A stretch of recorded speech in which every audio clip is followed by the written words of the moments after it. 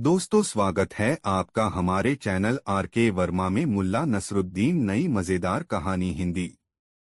दोस्तों, रात हो गई थी और मुल्ला नसरुद्दीन को इसी क्षण का इंतजार था। वह अपने कक्ष से मिट्टी की एक सुराही लेकर बाहर निकला और सीढ़ियां उतरकर दबे पांव हरम के पहरेदारों तक जा पहुंचा। वह देखो, एक सितारा और टूटा। एक मोटा पहरेदार सिपाही बोला, यदि तुम कहते हो कि सितारे टूटकर जमीन पर गिरते हैं तो वे जमीन पर पड़े दिखाई क्यों नहीं देते? वे शायद समुद्र में गिर जाते हों, दूसरे ने कहा। तभी मुल्ला नसरुद्दीन ने टोका, ऐ सिपाहियों, ख्वाजासरा पहरेदार हिजड़े को बुलाओ, मैं अमीर की नई रखैल के लिए दवा लाया हूं। खबर मिलते ही ख्वाजासरा दौड़ता हुआ आया। उसने बड़ी ही सावधानी से सुराही थाम ली। उसमें सफेद खड़िया का पानी था। मुल्ला नसरुद्दीन ख्वाजासरा को बड़ी बारीकी से इस दवा की सेवन विधि समझाने लगा। तभी मोटा तुंदियल सिपाही बोला, ए परम गुणी मौलाना हुसैन, आप तो सब कुछ जानने वाले हैं, कृपया ये बताएं कि ये सितारे टूटकर कहाँ चले जाते हैं? मुल्ला नसरुद्दीन के सामने चाहे कैसी भी परिस्थिति क्यों न हो, वह मजाक का वक्त और मौका निकाल ही लेता था। उसने उसने बड़ी बड़ी गंभीरता से उन्हें बताया, ये सितारे, मेरे बच्चों, ये सितारे टूटकर जमीन पर गिरते हैं और छोटे छोटे चांदी के सिक्कों में तब्दील हो जाते हैं। सुबह भिखारी लोग इन्हें बटोर लेते हैं। इस प्रकार मैंने बहुत से लोगों को अमीर बनते देखा है। सिपाही आश्चर्य से एक दूसरे का मुंह देखने लगे। मुल्ला नसरुद्दीन उन्हें बेवकूफ बनाकर आगे बढ़ गया। उसे इस बात का बिल्कुल पता न था कि यह मूर्खतापूर्ण तुक्का भविष्य में उसके लिए बड़ा ही कारगर साबित होने वाला है। वह अपनी मीनार पर चला गया। करीब आधी रात को वह अपनी मीनार से फिर नीचे उतरा और दबे पांव अमीर के शयनकक्ष की ओर बढ़ने लगा। उसका विचार था कि पहरेदार अब तक सो गए होंगे, मगर ऐसा नहीं था। कक्ष के करीब जाने पर उसे कुछ फुसफुसाहटें सुनाई दीं। काश, एक पहरेदार कह रहा था, काश यहाँ भी कोई सितारा टूटकर गिर जाता तो हम भी अमीर बन जाते। भाई, मुझे तो इस बात में कुछ दम नजर नहीं आता। अरे भाई, विश्वास कर, बगदाद के आलिम ने यही कहा था। उनका इल्म बहुत गहरा है, क्या इतनी सी बात के लिए वे गलत कहेंगे? बात तो ठीक है। उनकी बातें सुनकर मुल्ला नसरुद्दीन के दिमाग में तुरंत एक विचार कौंधा। हालांकि पहले उसे उनकी बातें सुनकर बहुत गुस्सा आया था कि बेवकूफ किस अहमकाना बात को लेकर अपनी रात खराब कर रहे हैं, मगर अब उसने आसमान की ओर देखा, तभी एक सितारा टूटा और तेजी से नीचे गिरने लगा। मुल्ला नसरुद्दीन ने तुरंत अपनी जेब से एक सिक्का निकालकर पहरेदारों की ओर उछाल दिया। कुछ सुना तुमने? हाँ, सुना तो, पहले पहरेदार ने कांपती आवाज में पूछा। तभी मुल्ला नसरुद्दीन ने दूसरा सिक्का फेंका। दोनों पहरेदारों ने पलटकर उस ओर देखा, फिर झपटकर उसे कब्जाने के लिए पेट के बल उस पर लेट गया। दूसरा दूसरे सिक्के की ओर लपका। इस मौके का भरपूर फायदा उठाया मुल्ला नसरुद्दीन ने। उसने एक मुट्ठी सिक्के वहां से कुछ आगे की ओर उछाल दिए। वे दोनों उस ओर लपके। कुछ पलों बाद ही वह सही सलामत मीनार पर स्थित अपने कक्ष में था। उसके कमरे की खिड़की से एक रस्सा महल के पिछवाड़े की ओर लटका था। उसने गुलजान को समझाया कि उसे क्या करना है, मगर इतनी ऊंचाई से गुलजान घबराई। घबराओ मत गुलजान, कुछ नहीं होगा। बड़ी मुश्किल से समझा बुझाकर उसने गुलजान को रस्सी के सहारे उतार दिया। हामफती कामपति गुलजान नीचे उतरने लगी और जब उसके पांव जमीन पर टिक गए तो मुल्ला नसरुद्दीन ने खिड़की पर आधा झुककर फुसफुसाया, जाओ गुलजान, वहीं जाना जहां मैंने तुम्हें बताया है। गुलजान तेजी से एक ओर भाग गई। दोस्तों, यह कहानी आपको कैसी लगी कमेंट में जरूर बताएं। दो दोस्तों प्रतीक्षा की घड़ियां जल्दी ही समाप्त हो गईं और वह घड़ी आ पहुंची जब मुल्ला नसरुद्दीन को अमीर के हरम में घुसने का हसीन मौका मिल गया। गुलजान को एक नजर देखने के लिए उसकी आंखें तरस रही थीं। हरम के मुख्य द्वार तक आते आते मुल्ला नसरुद्दीन ने रास्ते का पूरा नक्शा अपने दिमाग में बैठा लिया था। पूरे रास्ते में सख्त पहरा था। हिजरा उन्हें लेकर एक कमरे में आया। कमरे के बीचों बीच एक पर्दा लटक रहा था। उस बेशकीमती पर्दे के पीछे गुलजान एक नर्म बिस्तर पर बैठी थी। जीने पर्दे के पार उदास और गुमसुम बैठी गुलजान को मुल्ला नसरुद्दीन साफ साफ देख रहा था। अपनी प्यारी गुलजान को देखकर मुल्ला नसरुद्दीन के सीने में हुक सी उठी और उसका दिल चाहा कि पर्दा हटाकर अंदर घुसे और अपनी गुलजान को सीने से लगा ले, मगर चाहकर भी वह ऐसा न कर सका। किसी प्रकार उसने अपने पर काबू पाया और धीरे से गुलजान को पुकारा। गुलजान!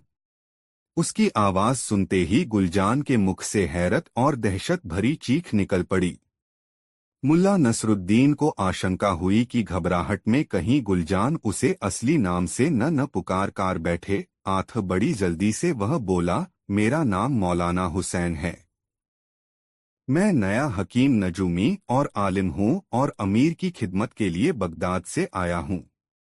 तुम समझ रही हो न गुलजान? मैं बोलते बोलते वह रुका और अमीर की तरफ पलटा। शायद यह मेरी आवाज सुनकर डर गई है। हो सकता है कि अमीर आजम की गैर मौजूदगी में इस हिजड़े ने इसके साथ कोई बदसलूकी की हो। अमीर ने क्रोधित नजरों से हिजड़े को घूरा। हिजड़ा कांपता हुआ जमीन तक झुक गया। दहशत के मारे एक शब्द भी उसके हलक से न फूटा। ए गुलजान! मुल्ला नसरुद्दीन पुनः गुलजान से मुखातिब हुआ।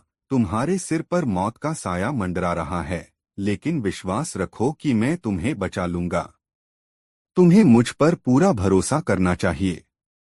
मैं हर परेशानी, मुसीबत और रोग पर काबू पा सकता हूँ। मुल्ला नसरुद्दीन की आवाज वह लाखों में पहचान सकती थी।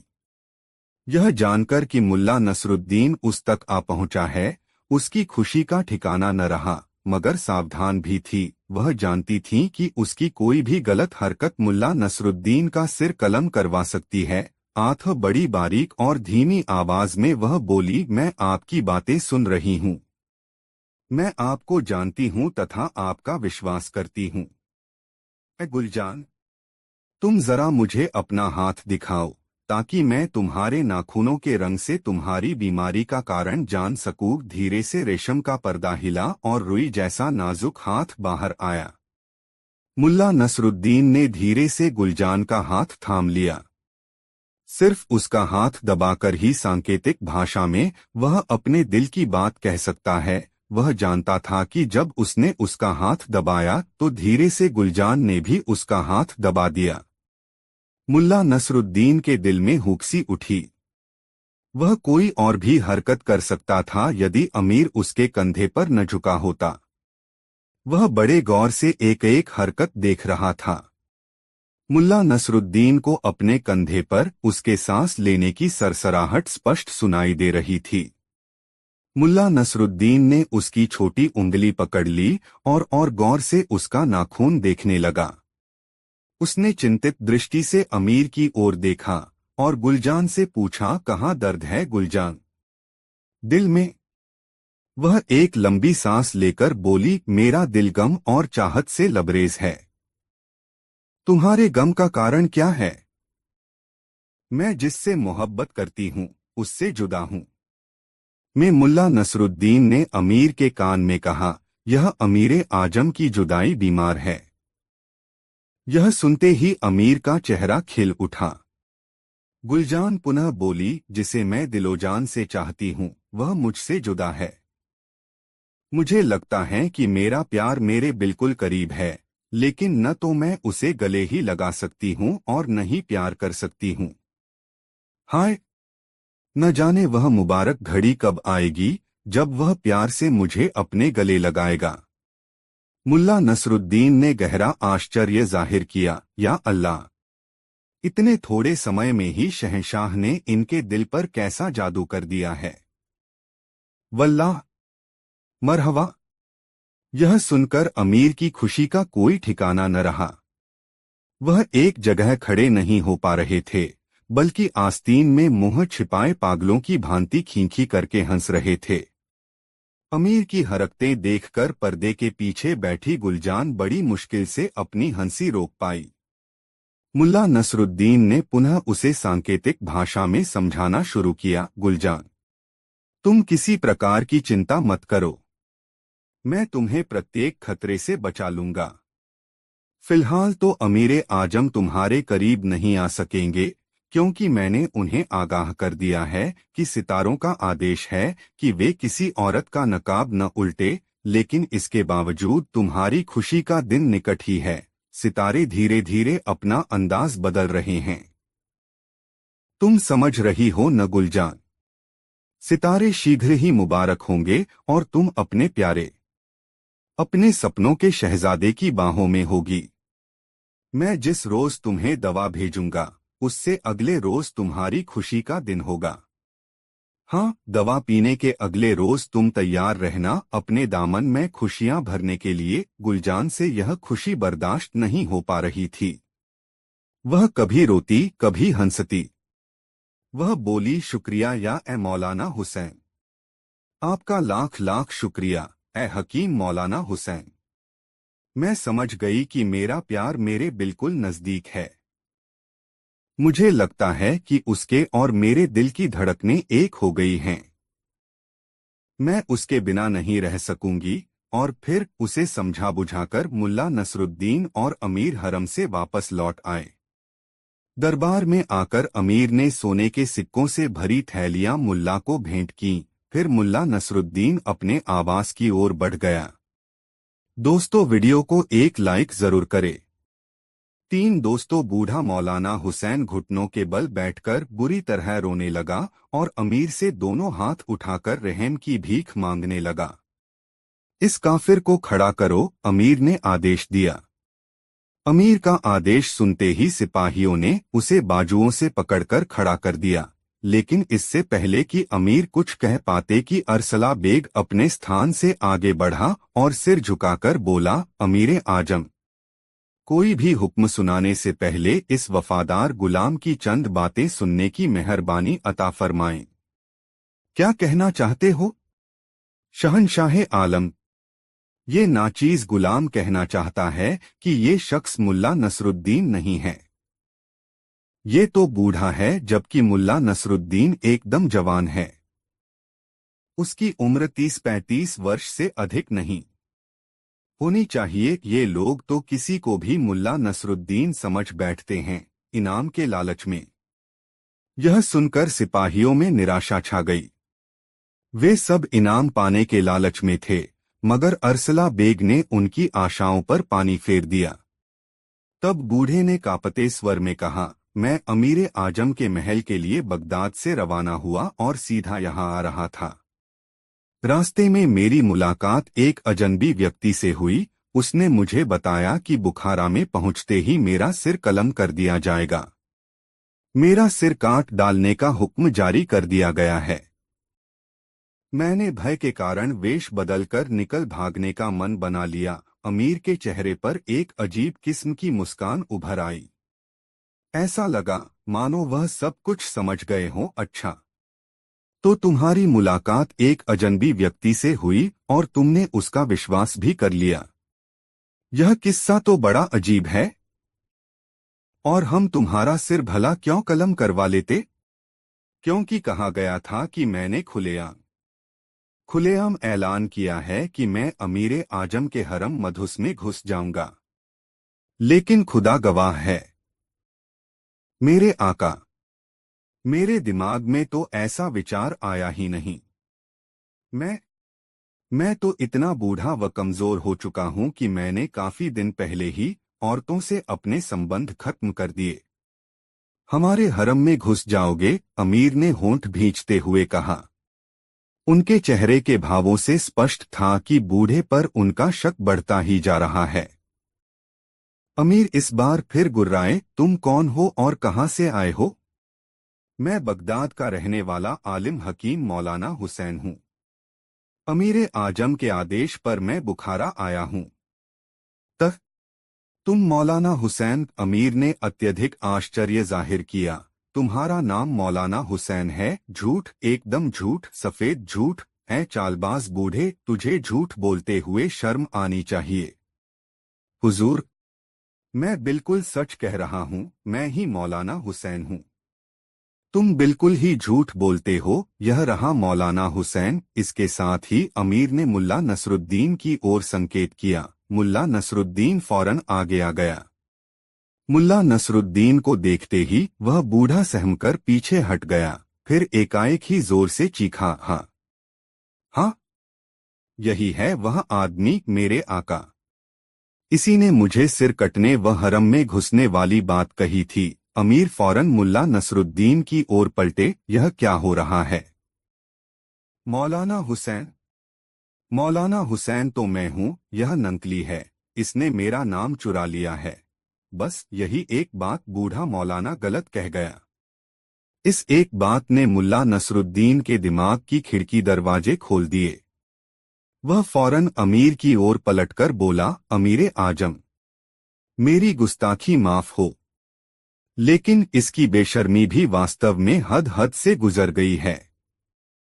अभी तो इसने यही कहा है कि 5 मैंने इसका नाम चुरा लिया है। अभी ये कहेगा कि मैंने इसके कपड़े चुरा लिए हैं। हाँ हाँ, यह पोशाक भी मेरी है। और शायद यह साफा, ये पटका, ये कमरबंद। मेरा ख्याल है कि ये सब चीजें भी आपकी ही हैं, जो कि मैंने चुरा ली हैं। हाँ हाँ, ये सब चीजें मेरी हैं। मुल्ला नसरुद्दीन मुस्कराते हुए अमीर की ओर पलटा। जहांपना, आप खुद ही देख लें कि यह बूढ़ा कितना झूठा और मक्कार है। अमीर ने सहमति में सिर हिलाया। अमीर आजम, अभी कुछ देर बाद यह कहने लगेगा कि बुखारा का अमीर आजम है। ऐसे नापाक इरादे वाला गिरी हुई जलील हरकत कर सकता है इस पाक शहर मनुष्य कोई भी? तुम्हारी बात बिल्कुल ठीक है मौलाना हुसैन, वाकई यह बड़ा खतरनाक है। मुझे इसकी नीयत पर शक है। हमारी राय में तो इसका सिर फौरन ही धड़ से अलग कर दिया जाना चाहिए। यह सुनते ही आलिम चेहरा छिपाकर रोने लगा। किंतु मुल्ला नसरुद्दीन ऐसा नहीं चाहता था। वह तो जानता था कि यह बूढ़ा निर्दोष है और किसी निर्दोष को वह इस प्रकार नहीं मरने देना चाहता था, भले ही वह अपने छल प्रपंच से लोगों को ठगता रहा हो। वह बोला, अमीरे आजम, मेरी बात सुनने की मेहरबानी फरमाएं। इसका सिर तो बाद में भी काट लिया जाएगा। मैं चाहता हूं कि इसके मरने से पहले इसका नाम, पता तथा इसके और कौन कौन से साथी यहां आए हुए हैं, यह सब पता लगा लिया जाए। हो सकता है कि ये कोई जादूगर हो और आपको कोई शारीरिक या रूहानी नुकसान पहुंचाने का इरादा रखता हो। ठीक है मौलाना, जैसा तुम मुनासिब समझो करो, अमीर बोले, लेकिन यह बदमाश भागने न पाए। यह तुम्हारी जिम्मेदारी होगी। मैं जान की बाजी लगाकर भी यह जिम्मेदारी बखूबी निभाऊंगा मेरे आका। और फिर लगभग आधा घंटा बाद अमीर के विद्वान शिरोमणि तथा प्रधान ज्योतिषी मुल्ला नसरुद्दीन उर्फ मौलाना हुसैन को नए मकान में पहुंचा दिया गया। मुल्ला नसरुद्दीन ने उस बूढ़े को ऊंची मीनार नुमा मकान के एक कमरे में डाल दिया, फिर बाहर से ताला लगाकर चाबी अपने पास रख ली। दोस्तों, कहानी कैसी लगी कमेंट में जरूर बताएं। 4 दोस्तों सेठ रोशन अली के घर एक उत्सव का आयोजन था। उस उत्सव के बाद सामूहिक भोज था। रोशन अली ने भोज के लिए शहर के सभी नामी गिरामी लोगों को न्योता भेजा था। न्योता मुल्ला नसीरुद्दीन को भी भेजा गया था। मुल्ला नसीरुद्दीन को इस तरह के किसी भी आमंत्रण से कोई प्रसन्नता नहीं होती। वह यह समझता था कि लोग अपना रुतबा दिखाने के लिए उसे अपने यहाँ दावत पर बुलाते हैं कि वे समाज को दिखला सकें कि देखो मुल्ला नसीरुद्दीन जैसा बुलंद दिमाग इंसान भी मेरे घर आता है। वैसे मुल्ला नसीरुद्दीन खुद को बुलंद दिमाग इंसान मानता हो, ऐसी बात भी नहीं थी। उसके जितने भी हैरतंगेज कारनामे थे वे अनायास ही घटित हो गए थे। मुल्ला नसीरुद्दीन जब कभी भी अपने में झांककर खुद को पहचानने की कोशिश करता तो पाता कि वह एक विवश इंसान है जिसे प्रतिदिन अपना और अपनी पत्नी के भोजन के लिए मजदूरी करनी होती है, और हर रात वह यह सोचते हुए सोता था कि कल यदि मजदूरी के लिए कोई काम नहीं मिला तब। मुल्ला की पत्नी को जब मालूम हुआ कि सेठ रोशन अली के घर से मुल्ला नसीरुद्दीन को न्योता मिला है तब वह बहुत खुश हुई और मुल्ला के लिए रेशमी जरीदार शेरवानी, साटनी चूड़ीदार पाजामा, रेशमी टोपी और नक्काशीदार जूती निकाल दी। मगर भोज के दिन मुल्ला नसीरुद्दीन सुबह से ही अपने दरवाजे के पास की खाली जमीन में सब्जियों के पौधे लगाने में व्यस्त हो गया। भोज का उसे ख्याल ही नहीं रहा। अचानक उसकी बेगम को ही याद आया कि आज तो मुल्ला को सेठ रोशन अली के घर भोजन करने जाना था। वह रसोई से निकली और दरवाजे पर आकर उसने मुल्ला को याद दिलाया, कैसे हो तुम? किसी काम में लग जाओ तो तुम्हें दीन दुनिया का भी अतापता नहीं रहता। आज तुम्हें सेठ रोशन अली के घर भोज खाने जाना है। हाँ हाँ, याद है मुझे। बस 2 पौधे बच गए हैं, उन्हें लगाकर निकल जाऊंगा। तुम चिंता मत करो, मुल्ला नसीरुद्दीन ने अपनी बेगम से कहा। बेगम फिर रसोई में चली गई। मुल्ला नसीरुद्दीन ने पूरी तन्मयता से 2 पौधे और रोपे, फिर हाथ की मिट्टी झड़ता हुआ उठा और अपने गधे को खोला। जिस हाल में मुल्ला था उसी हाल में निकल गया सेठ रोशन अली के घर जाने के लिए। जब गधा आधा रास्ता तय कर चुका तब मुल्ला को याद आया कि उसने आज स्नान नहीं किया। बेगम ने उसके लिए शानदार लिबास निकाल कर रखा था कि जब मुल्ला सेठ रोशन अली के घर जाएगा तो इन्हें पहन लेगा, मगर मुल्ला ने वे कपड़े भी नहीं पहने थे। गधा दौड़ता हुआ मुल्ला अजीब लग रहा था। उसके हाथों में मिट्टी लगी थी, कपड़े मिट्टी सने थे, दाढ़ी और बाल में धूल अंटा पड़ा था। मुल्ला नसीरुद्दीन की नजर अपने पाजामे पर गई। पाजामा गंदा तो था ही, उस पर कई जगह पैबंद भी लगे थे। मुल्ला अब थोड़ा संकुचित हुआ। उसे लगा कि किसी भोज में शामिल होने जाने का उसका तरीका लोकस्तरीय नहीं है, लेकिन इस निष्कर्ष पर पहुंचने के साथ ही उसका गधा सेठ रोशन अली के दरवाजे पर पहुंच चुका था। मुल्ला नसीरुद्दीन ने गधे को एक पेड़ से बांध दिया और यह सोचता हुआ वह सेठ रोशन अली के घर की ओर जाने लगा कि बेख्याली में वह जिस हाल में था उसी हाल में रोशन अली के घर चला आया। खैर, अब भविष्य में वह इस बात का ख्याल रखेगा कि जब कभी भी वह किसी के घर जाए तो अपने को साफ सुथरा करके ढंग के कपड़े अवश्य पहने हों। ऐसा सोचते हुए मुल्ला नसीरुद्दीन जब सेठ रोशन अली के घर में प्रवेश करने लगा तो दरवाजे पर खड़े दरबान ने उसे रोक लिया। अरे रे रे रे, कहाँ घुसे जा रहे हो? दूर हटो, बाहर इंतजार करो।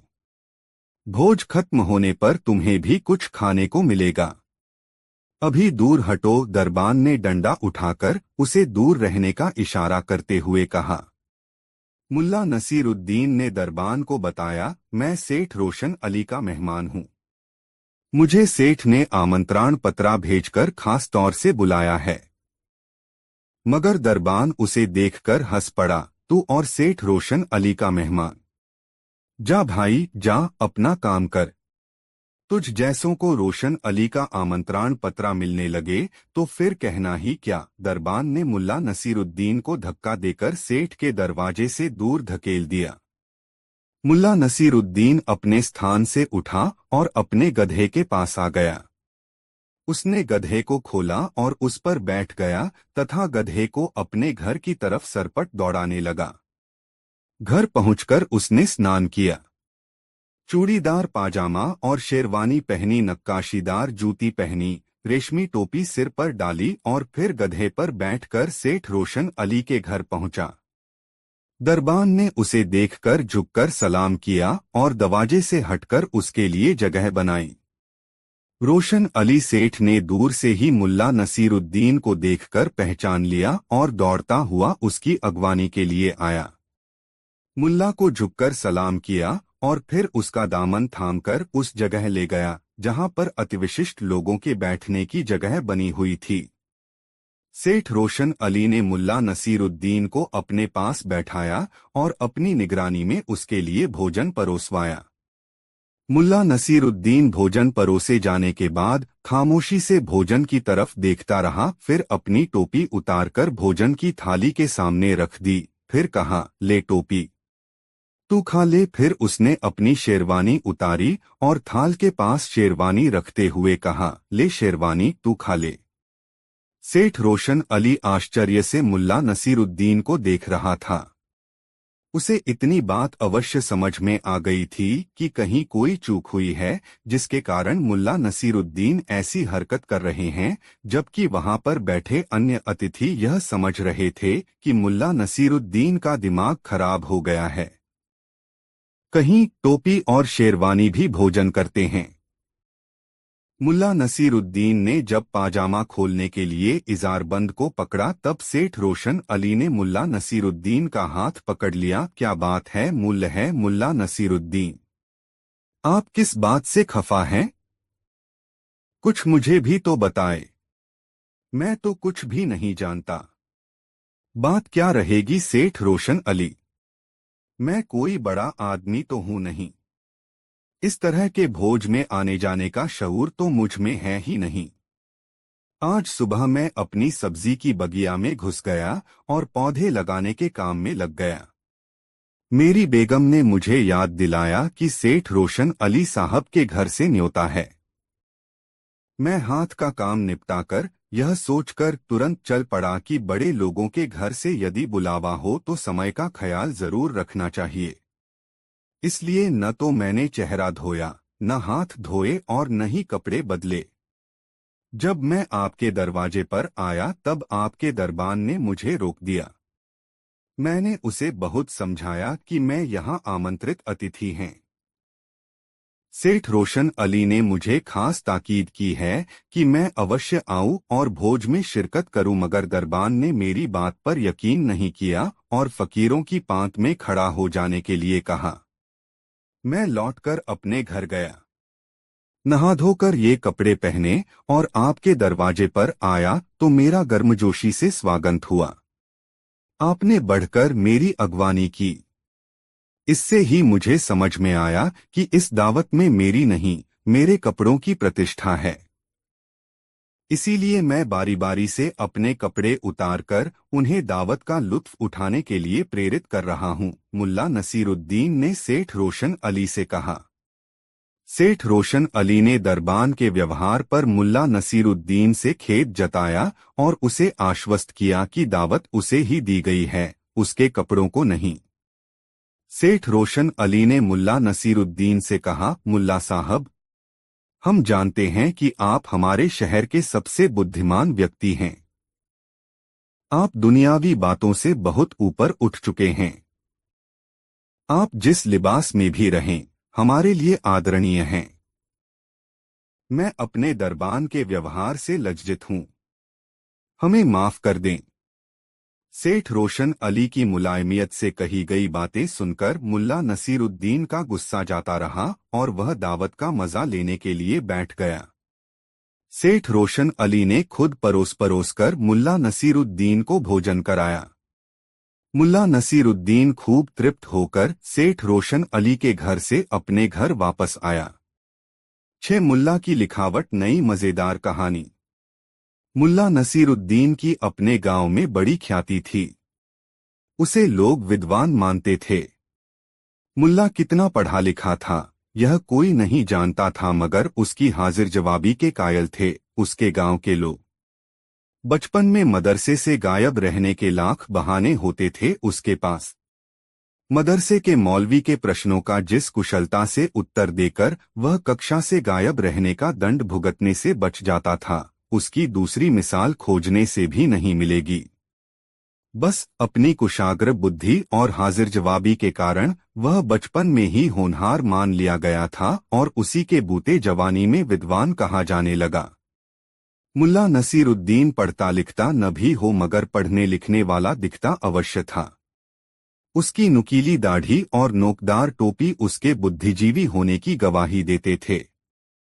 बचपन से ही वह बुद्धिबल के सहारे जीता रहा।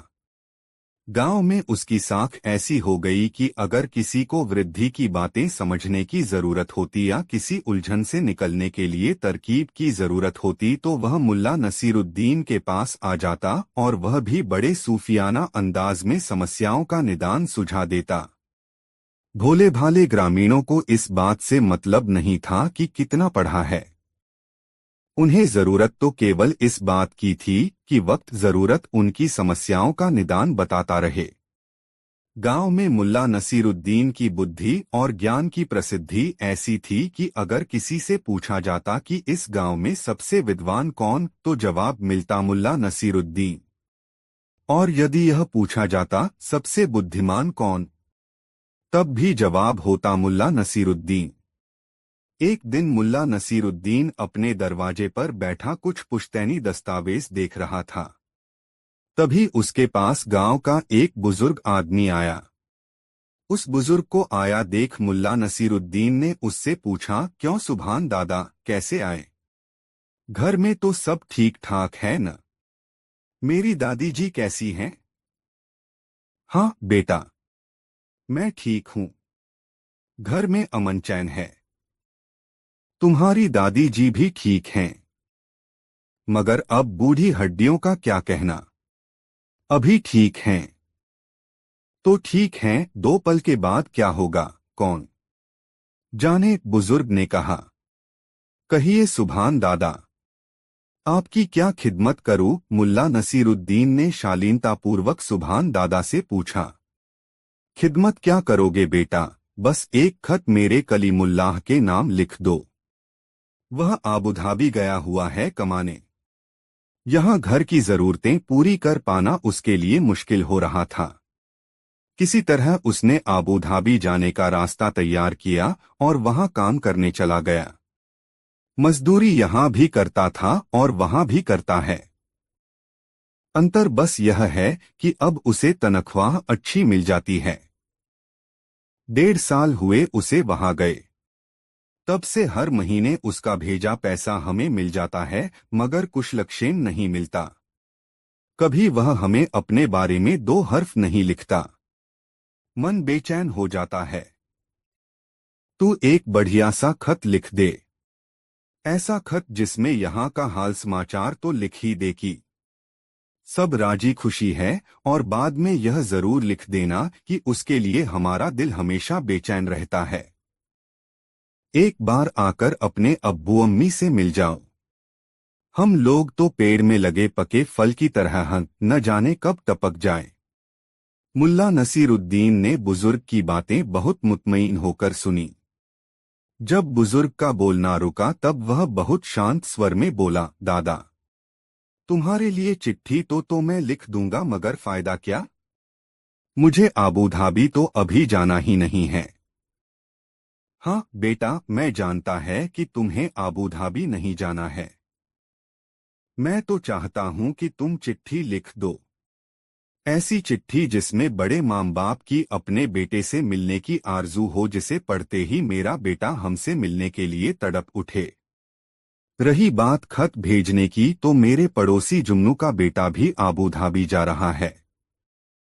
वहां एक कारखाने में उसे कपड़ा काटने का काम मिल गया है।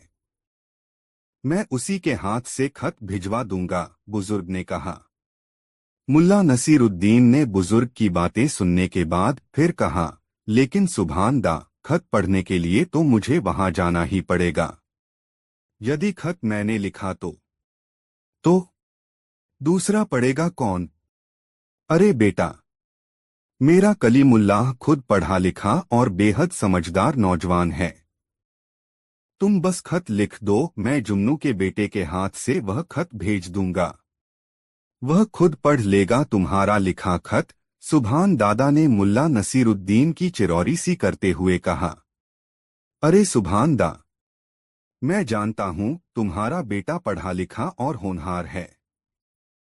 मुझे उसके पढ़े लिखे होने पर जरा भी संदेह नहीं है। मजबूरी यह है कि मेरा लिखा कुछ ऐसा होता है कि दूसरे उसे पढ़ ही नहीं सकते।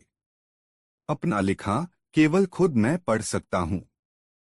इसीलिए तुम्हें बता रहा हूं कि यदि मैंने खत लिखा तो उसे पढ़ने के लिए मुझे ही अबू धाबी जाना पड़ेगा। इसके अलावा कोई चारा नहीं है। और फिलहाल मुझे अबू धाबी जाने की कोई जरूरत नहीं है, मुल्ला नसीरुद्दीन ने सुभान दादा से कहा और फिर गंभीरता से अपने पुश्तैनी दस्तावेज देखने लगा। वह बुजुर्ग कुछ देर तक मुल्ला नसीरुद्दीन के पास खड़ा रहा, फिर बुदबुदाता हुआ वहां से चल दिया कि ऐसी लिखावट का फायदा ही क्या जिसे दूसरा पढ़ ही नहीं सके। दोस्तों, वीडियो को एक लाइक जरूर कर दे। साथ मुल्ला की सीख मजेदार स्टोरी। मुल्ला नसीरुद्दीन का हर काम लाजवाब होता था। उसने एक बार अपने घर के कामकाज के लिए एक नौकर रखा। नौकर रखने के बाद मुल्ला नसीरुद्दीन ने सोचा यह नौकर अभी से अपने काम के प्रति सतर्क रहे, यह जरूरी है। जरूरी यह भी है कि यह मुस्तैदी से काम करे और अपने काम के प्रति कभी लापरवाह नहीं हो। वह सोचने लगा ऐसा क्या किया जा सकता है जिससे यह नौकर आज से अभी इसी वक्त से ऐसा हो जाए कि इससे कभी कोई गलती न हो। सोचते सोचते मुल्ला को कुछ ख्याल आया और उसने फौरन नौकर को बुलाया। नौकर सकुचाता हुआ उसके पास आया तो उसने कहा, देखो, सामने मिट्टी का घड़ा रखा है। उस घड़े में पानी भरकर ले आओ। आदेश मिलते ही नौकर घड़ा लेने के लिए मुड़ा। तभी मुल्ला नसीरुद्दीन ने कहा, अबे ठहर, पहले मेरी बात अच्छी तरह सुन ले। मुझे काम में कोई भी गड़बड़ी बर्दाश्त नहीं होती। मुल्ला यह बात बहुत तैश में बोल रहा था। उसके बोलने का ढंग ऐसा था मानो नौकर ने कोई गलती कर दी हो। गुस्से से तिलमिलाते हुए मुल्ला नसीरुद्दीन ने नौकर से कहा, खबरदार, यदि घड़ा फूटा तो तेरा सिर फोड़ दूंगा, समझा, गधा कहीं का। इतना कहते हुए मुल्ला नसीरुद्दीन ने नौकर के गाल पर एक जोरदार तमाचा जड़ दिया। अभी नौकर ने घड़ा हुआ भी नहीं था और उसके फूटने के एवज में उसके गाल पर तमाचा पड़ चुका था। उसकी समझ में कुछ नहीं आया कि किस कसूर की सजा उसे मालिक ने दी है। उसने सोचा, इस सिरफिरे आदमी के पास काम करना तो मुश्किल है, मगर वह जरूरतमंद था इसलिए काम छोड़ने की बात सोच भी नहीं सकता था। उसने सहमते हुए मुल्ला नसीरुद्दीन से पूछा, मगर मालिक, मैंने तो अभी घड़ा हुआ भी नहीं है, आखिर आपने मुझे क्यों मारा?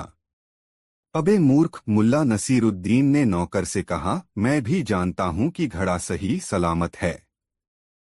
मैं तो तुम्हें यह बता रहा था कि तुम्हारी लापरवाही के कारण कोई चूक हो जाए तब तुम्हारे साथ कैसा सलूक किया जाएगा। तू ही बता, जब घड़ा टूट ही जाता तब तुम्हें सजा देकर मुझे क्या हासिल होता? तुम्हें सजा देने से तो यह घड़ा फिर से काम का नहीं हो जाता न, इसलिए पहले ही थप्पड़ का स्वाद चखाकर तुम्हें सावधान कर दिया है कि यदि तुमसे कोई चूक हुई तो तुम्हें किस अंजाम से गुजरना होगा। और सुन ले नामुराद, अब मुझे मालूम हो चुका है कि भले ही तुमसे कैसी भी गलती हो जाए, मगर तुमसे कभी भी और कहीं भी मिट्टी का घड़ा नहीं टूटेगा। जाओ, जाकर पानी लाओ। बेचारा नौकर मुल्ला नसीरुद्दीन की ओर देखे बगैर सीधे घड़े के पास पहुंचा और घड़े को इस सतर्कता से उठाया मानो वह संसार की सबसे बेशकीमती चीज उठा रहा हो। दोस्तों, यह कहानी आपको कैसी लगी कमेंट में जरूर बताएं। दोस्तों, लड़ाई लगभग शांत हो चुकी थी। अधिकांश नागरिक अपने अपने घरों में जा चुके थे। सैनिक बाजार के चप्पे चप्पे पर फैल चुके थे। बहुत से लोग गिरफ्तार हुए थे। अधिकांश बाजार बंद हो चुका था। इक्का दुक्का छोटी मोटी दुकानें ही खुली हुई थीं। उधर अमीर ने दरबार की आपातकालीन सभा बुलाई हुई थी। मरघट जैसा सन्नाटा सभा में छाया हुआ था। हर छोटा बड़ा अधिकारी वहां मौजूद था, मगर सभी के चेहरों पर डर, दहशत और आशंका के साए लहरा रहे थे। अमीर अपने शानदार तख्त के सामने पीठ पर दोनों हाथ बांधे बड़ी बेचैनी से चहलकदमी कर रहे थे। एक और प्रधानमंत्री बख्तियार और अरसला बेग खड़े थे। उन दोनों के चेहरों पर फटकार सी बरस रही थी। दिल ही दिल में वे मुल्ला नसरुद्दीन को करोड़ों गालियां बक चुके थे, इसके बावजूद भी गालियों का सिलसिला जारी था। एकाएक अमीर रुके और सब पर एक दृष्टि डालकर बोले, यहाँ जो भी कुछ हुआ या हो रहा है, सब आप लोगों के सामने है। अब आप लोगों की क्या राय है? इस मुसीबत से कैसे छुटकारा पाया जाए, यह सवाल हम पहली बार नहीं कर रहे हैं। सब मौन थे, कोई कुछ न बोला। सब सिर झुकाए बैठे रहे। उन्हें खामोश देखकर एकाएक अमीर की मुखमुद्रा बदल गई। उनके चेहरे पर भूकंप के से भाव दिखाई देने लगे। अब तो कई लोगों की जुबानें तालू से जा लगीं, हलक सूख गए। सबसे बुरा हाल बख्तियार और अरसला बेग का था। मुल्क में अमन चैन का पूरा दारोमदार उन्हीं पर था। मगर इससे पहले कि अमीर कोई सख्त हुक्म जारी करते कि एक कर्मचारी उनके सम्मुख हाजिर हुआ और बोला, आका का इकबाल बुलंद रहे। महल के फाटक पर एक अजनबी आया हुआ है, जो खुद को बगदाद का आलिम मौलाना हुसैन बताता है। उसका कहना है कि मौलाना हुसैन अमीर ने उसकी पूरी बात सुने बिना ही हुक्म दंदनाया, उन्हें अदब के साथ भीतर लाया जाए। कर्मचारी चला गया। अमीर के चेहरे का तनाव तेजी से कम होने लगा। उनके चेहरे पर विश्वास के ऐसे चिन्ह दिखाई देने लगे, मानो अब उनकी सारी परेशानियां दूर होने वाली हों।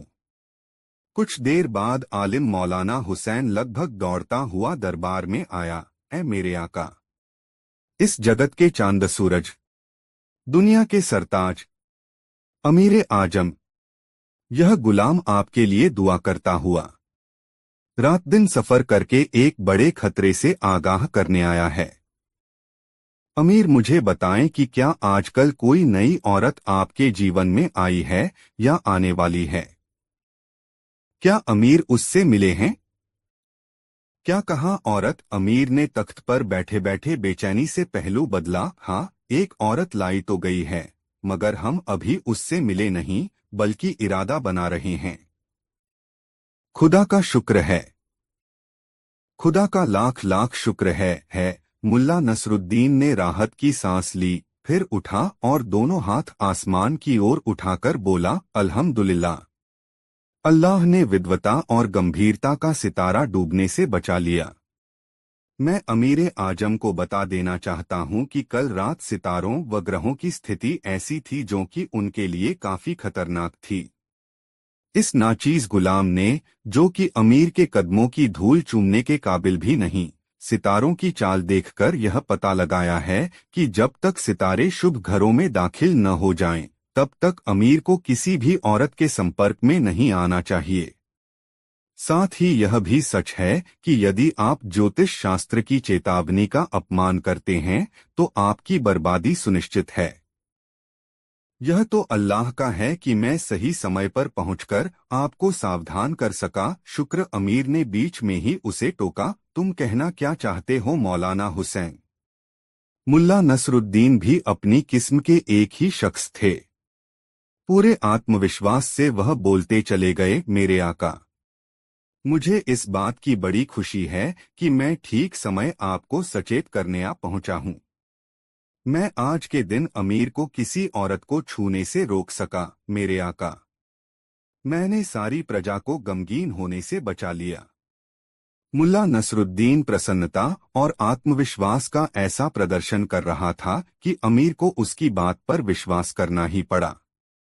जब मुझे अमीर आजम का हुक्म मिला कि मैं उन्हें अशुभ ग्रह नक्षत्रों के अनिष्टकारी प्रभाव के विषय में सचेत करूं, तो मुझे बड़ी खुशी हुई और मैं जरूरी तैयारियां करके तुरंत ही बुखारा के लिए चल दिया।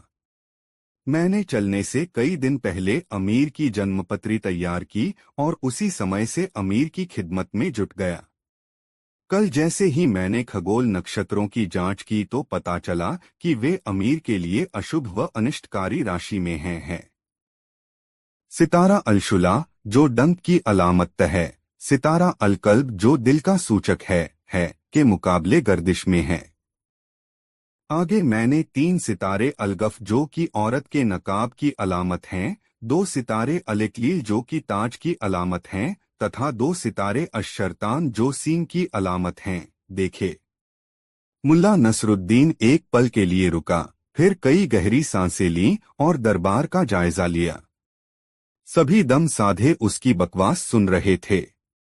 वह धारा प्रवाह इस प्रकार बोले जा रहा था मानो बहुत बड़ा आलिम हो। मैंने मंगल को देखा, जो मंगल ग्रह का दिन है, तथा यह दिन शुक्रवार के खिलाफ बड़े लोगों व अजीम शख्सियतों की मौत का सूचक है। अमीरों के लिए बड़ी ही बदशगुनी का प्रतीक है।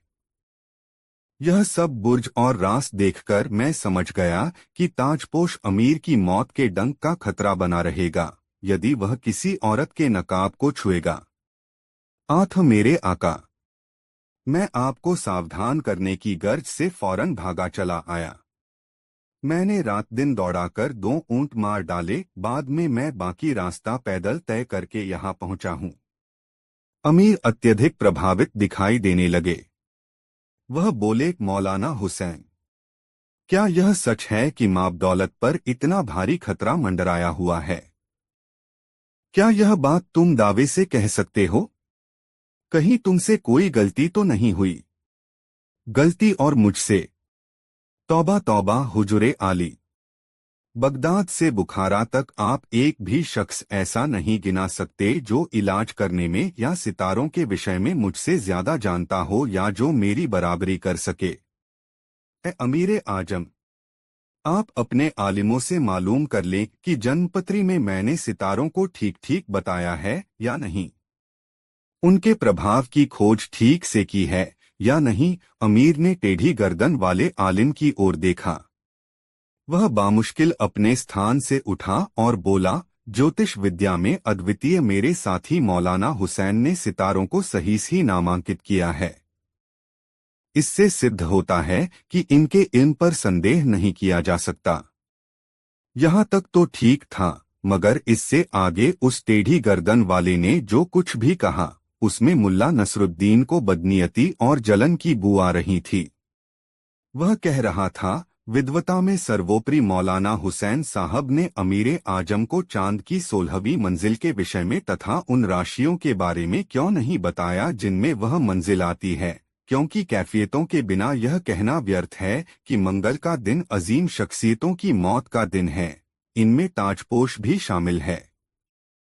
मंगल ग्रह की मंजिल एक राशि में है, उरुज दूसरे में, ठहराव तीसरे में तथा उतार चौथे में। इस प्रकार मंगल ग्रह के एक नहीं 4 घर हैं, लेकिन विद्वान मौलाना हुसैन साहब ने एक ही दर्शाया है। अपनी बात कहकर आलिम खतरनाक अंदाज में मुस्कराया। दरबारी लोग आपस में कानाफूसी करने लगे। वे सोच रहे थे कि नया आलिम उलझन में फंस गया है, मगर वे क्या जानते थे कि उनके सामने आलिमों का आलिम मुल्ला नसरुद्दीन खड़ा है, जिसने जीवन में कभी हार मानना नहीं सीखा। वह बिना किसी झिझक या परेशानी के बड़े ही नम्र लहजे में बोला, मेरे विद्वान व होशियार साथी, इनके इस दूसरे क्षेत्र में भले ही आप मुझसे अव्वल जानते हों, लेकिन जहां तक सितारों का सवाल है, उनके शब्दों से साफ जाहिर है कि विद्वान इब्न बज्जा के ज्ञान से वे पूरी तरह नावाकिफ हैं। इब्न बज्जा का दावा है कि मंगल की मंजिल हमल तथा अकबर, मेष व वृश्चिक की राशि में है, उसका उतार कर्क, उरुज मकर व ठहराव तुला राशि में है, लेकिन बहरसूरत वह मंगल का ही है तथा उस पर उसकी वक्र दृष्टि होने से ताजपोशों के लिए अनिष्टकारी व घातक है। इस प्रकार धारा प्रवाह रूप से बोलते वक्त मुल्ला नसरुद्दीन को इस बात की तनिक भी परवाह नहीं थी कि वह सही बोल रहा है या गलत, वह तो केवल इतना जानता था कि ऐसे मौकों पर बड़बोले और बातूनी लोगों की ही जीत होती है। वह आलिम के साथ भिड़ने के लिए पूरी तरह तैयार था, लेकिन आलिम उसकी चुनौती स्वीकार न कर सका। दरबारी उल्टे उसे ही घूरने लगे क्योंकि मुल्ला नसरुद्दीन के धारा प्रवाह बोलने से वे काफी प्रभावित दिखाई दे रहे थे। यदि तुमने सभी सितारों का सही नाम व अनुभव बताया है, एकाएक ही अमीर बोल उठे, और तुम्हारी बात पूरी तरह ठीक है, तो भी हमारी समझ में एक बात नहीं आ भा रही है कि हमारी जन्मपत्री में सितारे अशरतान कहाँ से आ गए जो कि सींगों की अलामत निशानी हैं। मौलाना हुसैन, तुमने वास्तव में ठीक समय पर आकर हमें सचेत किया है, क्योंकि आज सवेरे ही एक जवान लड़की हमारे हरम में लाई गई है। हम उससे मिलने की तैयारी। नहीं मेरे आका, नहीं। एकाएक ही खौफजदा होते हुए मुल्ला नसरुद्दीन चीखा, उसे अपने ख्यालों से ही दूर रख दीजिए। आपके लिए तो उसके बारे में सोचना भी गुनाह है। जिस प्रकार चीखकर असभ्य तरीके से वह अमीर को संबोधित कर रहा था, हालांकि वह दरबारी सभ्यता के विपरीत था, किंतु वह जानता था कि इस प्रकार का नाटक करके ही वह अमीर के अधिक निकट पहुंच सकता है। इसे अमीर के प्रति उसकी वफादारी ही माना जाएगा। इस प्रकार उसने अमीर से उस लड़की को न छूने की पूरी गर्मजोशी से आरजू मिन्नत की। वह बोला, ऐ मेरे अमीरे आजम, मैं चाहता हूं कि मुझे आंसुओं का दरिया बहाना न पड़े और न ही गम का काला लिबास पहनना पड़े। मौलाना हुसैन के इस परामर्श से और परामर्श देने के ढंग से अमीर अत्यधिक प्रभावित दिखाई देने लगे। वह बोले, मौलाना हुसैन, घबराओ मत, तसल्ली रखो, हम अपनी रियाया के दुश्मन नहीं हैं जो हम उसे आंसू बहाने पर मजबूर करें। हम तुम्हें विश्वास दिलाते हैं कि हम अपने जीवन की पूरी हिफाजत करेंगे, क्योंकि हमारा जीवन हमारी रियाया की अमानत है। मेरा विश्वास करो कि तुम्हारी सलाह के बिना हम उसका तो क्या, किसी भी औरत का मुंह नहीं देखेंगे। फिर उन्होंने हुक्का गुड़गुड़ाया। उसके बाद हुक्के की नली आलिम की ओर बढ़ा दी। नए आलिम ने सिर झुकाकर तहेदिल से अमीर की इस मेहरबानी को कबूल किया। यह देखकर सभी दरबारी ईर्ष्या से जल उठे। प्रधानमंत्री बख्तियार और सेनापति अरसला बेग तो ऐसा महसूस कर रहे थे जैसे उन्हें भरे दरबार में नंगा कर दिया गया हो। तभी अमीर ने ऐलान किया, माबदौलत नए आलिम मौलाना हुसैन को अपने राज्य का विद्वान शिरोमणि मुकर्रर करने की मेहरबानी करते हैं। उनकी विद्वता तथा ज्ञान, साथ ही माबदौलत के प्रति वफादारी लोगों के लिए मिसाल है। अमीर बोलते जा रहे थे और दरबार के मुहर्रिर तेजी से रजिस्टरों पर अपनी कलम चला रहे थे। फिर अमीर ने सभी दरबारियों को संबोधित किया, जहां तक तुम लोगों का सवाल है, माबदौलत अपनी सख्त नाराजगी जाहिर करते हैं। इसका सबसे बड़ा कारण यह है कि मुल्ला नसरुद्दीन द्वारा फैलाए गए खतरों के अतिरिक्त भी माबदौलत के सिर पर मौत का खतरा मंडरा रहा था, जिसकी तरफ तुम में से किसी ने भी उंगली न उठाई। मौलाना हुसैन, जरा इन मुखों के चेहरे तो देखो, बिल्कुल गधे नजर आते हैं। वास्तव में पूरी दुनिया में किसी भी बादशाह ने ऐसे लापरवाह मंत्री न रखे होंगे। मौका अच्छा था। मुल्ला नसरुद्दीन ने फौरन आग में घी डाला। आप बिल्कुल ठीक कहते हैं आलमपना। मैं तो यह भी कहना चाहता हूं कि इन मूर्खों के चेहरों पर नेकी और ईमानदारी की झलक भी दिखाई नहीं देती।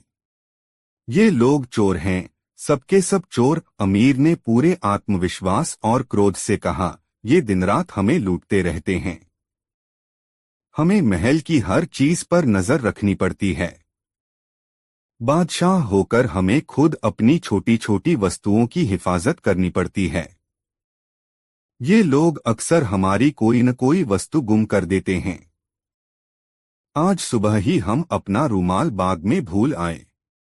मौलाना हुसैन, हमें बताते हुए बड़ी शर्म आ रही है कि आधा घंटा भी नहीं लगा इन्हें वह रूमाल गायब करने में। तुम तो समझ ही गए होगे न मौलाना कि आखिर यह गंदी और गिरी हुई हरकत किसने की होगी। अमीर बोल रहे थे और मुल्ला नसरुद्दीन की पैनी नजरें दरबारियों पर थिरक रही थीं। रुमाल का जिक्र आते ही उसने टेढ़ी गर्दन वाले आलिम को नजरें चुराते देखा। फिर उसने ने बड़ी सफाई से अपने लिबास की दाहिनी जेब दबाई। मुल्ला नसरुद्दीन की पारखी नजरों से उसकी यह हरकत छुप न सकी। वह बड़ी तसल्ली से अपने स्थान से उठा। धीरे धीरे चलता हुआ आलिम के पास पहुंचा। फिर बड़ी सफाई से उसके लिबास की जेब में हाथ डालकर उसने वह रुमाल खींच लिया जो सोने के तारों से कढ़ा हुआ था। अमीरे आजम, क्या इसी रुमाल के खो जाने पर आप दुखी हैं? यह देखकर आश्चर्य और भय के मारे सभी दरबारी सत्ते में आ गए। नया आलिम वास्तव में ही खतरनाक प्रतिद्वंद्वी सिद्ध हो रहा था। यह टेढ़ी गर्दन वाला वही आलिम था जिसने मुल्ला नसरुद्दीन का विरोध किया था और अब पहले ही झटके में मुल्ला नसरुद्दीन ने उसे तबाह कर दिया। उसका भांडा फूट चुका था। यह सब देखकर भय के मारे सभी अधिकारियों के दिल बैठे जा रहे थे। यह देखकर अमीर गरजकर बोले, वाकई मौलाना हुसैन, वाकई तुम बड़े काम के आदमी हो। अल्लाह गवाह है, यही हमारा रूमाल है। तुम कमाल के आदमी हो मौलाना हुसैन। फिर वह दरबारियों की ओर पलटे, आखिर तुम रंगे हाथों पकड़े ही गए। तुम लोगों ने हमारा बड़ा नुकसान किया है, मगर अब एक धागा भी तुम लोग नहीं चुरा पाओगे। जहां तक इस गंदे चोर का सवाल है, इसके पूरे शरीर के बाल नोचकर इसके तलवों में 100 बेंत मारे जाएं। इसे नंगा करके उल्टा गधे पर बैठाया जाए तथा चोर चोर कहते हुए इसे सारे शहर में घुमाया जाए। बादशाह का हुक्म सुनते ही अरसला बेग ने सैनिकों को इशारा किया। अगले ही पल सिपाहियों ने आलिम को दबोच लिया, फिर धकेलते हुए बाहर ले गए। आलिम बुरी तरह चीख चिल्ला रहा था। बाहर सिपाही उस पर बुरी तरह पिल रहे थे। इस मौके पर जिस किसी सिपाही को उससे कोई खंदक थी, वह बढ़-चढ़ कर हिस्सा ले रहा था। कुछ देर बाद जब उसे दरबार में पेश किया गया तो वह बिल्कुल नंगा था तथा उसके शरीर के सारे बाल नुचे हुए थे। वह बड़ा ही भद्दा और कुरूप नजर आ रहा था। उसका पूरा शरीर खून से लहूलुहान था। ऐसा लगता था कि उसी दाढ़ी और साफे ने ही आज तक उसकी बदकारी और बदनीयती को छिपा रखा था। ऐसी शक्ल वाला व्यक्ति गुंडा, बदमाश और चोर ही हो सकता था। इस पाजी को मेरी नजरों के सामने से दूर करो, इसके साथ वैसा ही सुलूक किया जाए जैसा हमारा हुक्म है। अगले पल सैनिक उसे किसी जानवर की भांति धकियाते हुए बाहर ले गए। अमीर उसके जाने के बाद काफी देर तक नए आलिम से बातें करते रहे। दरबारी शांत भाव से खड़े या बैठे थे। उन सभी के चेहरों पर हवाइयां सी उड़ रही थीं और अब तो वे नए आलिम से नजरें तक मिलाने से कतरा रहे थे। सबसे बुरी हालत प्रधानमंत्री बख्तियार की थी। उसे अपने अधिकार छिनकर नए आलिम के हाथों में जाते दिखाई दे रहे थे और दिल ही दिल में वह उसे शिकस्त देने की नई योजना सोच रहा था।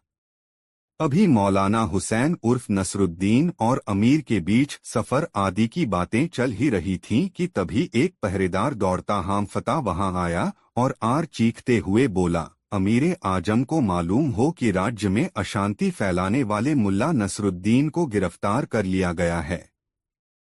क्या? अमीर उछलकर खड़े हो गए, उसे फौरन दरबार में हाजिर किया जाए। अगले ही पल कुछ सिपाही एक बूढ़े को घसीटते हुए लाए और तख्त के सामने फर्श पर फेंक दिया।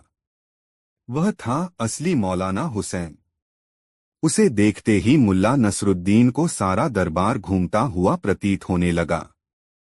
दोस्तों, यह कहानी आपको कैसी लगी कमेंट में जरूर बताएं। ऐसी और नई मजेदार कहानी सुनने के लिए हमारे चैनल आरके वर्मा को सब्सक्राइब जरूर कर ले और यह वीडियो अपने मित्रों को जरूर शेयर करें। वीडियो देखने के लिए धन्यवाद।